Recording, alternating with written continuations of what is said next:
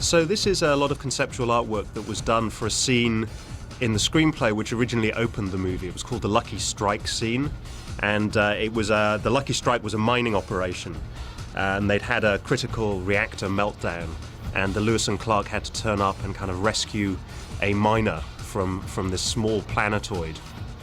It was going to be quite a big action scene, all in zero gravity, and you'd kind of meet the crew of the Lewis and Clark as they were doing their job. They were rescuing people.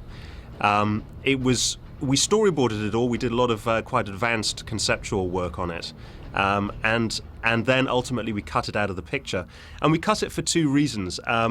One was budget. The picture was becoming increasingly expensive because the sets were very elaborate, and the zero gravity work in particular was quite complicated to achieve. So we had to make some budget cuts, and it was a tough one to drop, but ultimately we decided we would drop the Lucky Strike scene.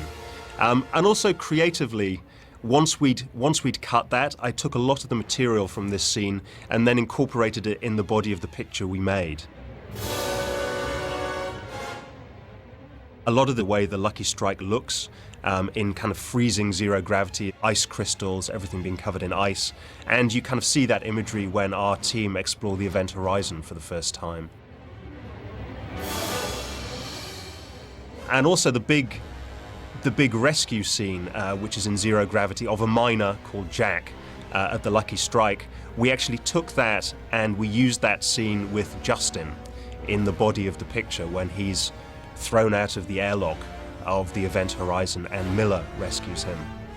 And I think ultimately it was a better use of that imagery. I think it's a very striking scene in the movie, and if we'd used it at the start of the picture, it would have been a miner called Jack who you'd never met before, wouldn't have been a big or important actor.